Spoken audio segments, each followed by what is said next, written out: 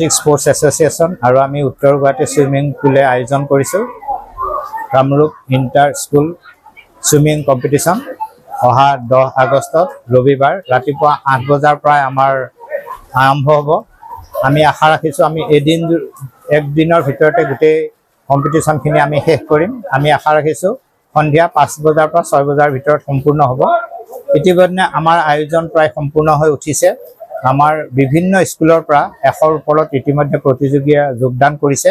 আমি ভৰ্তি মাচুল হিচাপে তেখেতসকলৰ পৰা মাননীয় 1000 টকাকৈ আমি লৈছোঁ। আমি আশা কৰিছোঁ আৰু শেষৰ দিনলৈকে আৰু হয়তো 20-25 জন বাঢ়িব।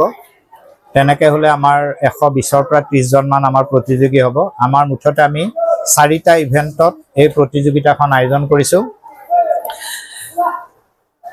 Free style, backstroke, breaststroke আৰু বাটাৰফ্লাই এই 4টা বিভাগত আমাৰ কম্পিটিশ্যনখন হ'ব আৰু মুঠতে পুৰস্কাৰ থাকিব 150টা। 150টাৰ পাছত আমাৰ যিখন স্কুলে আটাইতকৈ ভাল ৰিজাল্ট কৰে সেইখন স্কুলক আমি বেষ্ট স্কুল হিচাপে এটা ট্ৰফিৰ দিয়াৰ ব্যৱস্থা কৰিম আৰু ছেকেণ্ড বেষ্ট স্কুলখনক দিম। সেই হিচাপে আমাৰ প্ৰায় 152টা ট্ৰফি হ'ব। প্ৰত্যেকজন পাৰ্টিচিপেণ্টকে আমি আকৌ এপ্ৰিচিয়েশ্যন এখন চাৰ্টিফিকেট দিম আৰু কম্পিটিটৰ যিবিলাকে প্ৰথম, দ্বিতীয়, তৃতীয় হয় তেওঁলোকক এখন চাৰ্টিফিকেট বেলেগকৈ দিয়া হ'ব। লগত আমি এটা মেডেল দিয়াৰ ব্যৱস্থা কৰিছোঁ। আমি প্ৰতিযোগীসকলৰ লগতে অভিভাৱকসকলকো আমি আমন্ত্ৰণ কৰিছোঁ। দিনটোজোৰা কাৰ্যসূচী যিহেতু তেওঁলোকে দিনটো থাকিব, আমি তেওঁলোকক আহাৰৰ ব্যৱস্থা কৰিছোঁ, ৰাতিপুৱা জলপানৰ ব্যৱস্থা কৰিছোঁ, দুপৰীয়া খোৱাৰ ব্যৱস্থা কৰিছোঁ আৰু সকলোখিনি ব্যৱস্থা ইতিমধ্যে আমাৰ সকলো কমিটিৰ সকলোৱে দেহে কেহে খাটি সম্পূৰ্ণ কৰি তুলিছে।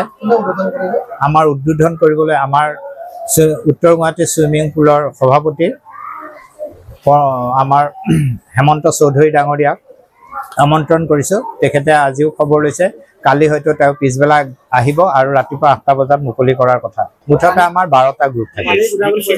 পানীৰ আমাৰ এটা সুবিধা আছে কি আমি ইয়াতে সপ্তাহত এদিন আমি ছুইমিং বন্ধ ৰাখোঁ আৰু গোটেই চাফা কৰোঁ আৰু আমাৰ মিটাৰ আছে, সেই মিটাৰত আমি পানীটোৰ গুণাগুণটো পৰীক্ষা কৰি থাকোঁ আৰু কালি কম্পিটিশ্যন হোৱাৰ আগতে সকলোৰে সন্মুখত আমি পানীৰ গুণাগুণটো পৰীক্ষা কৰি দেখুৱাওঁ।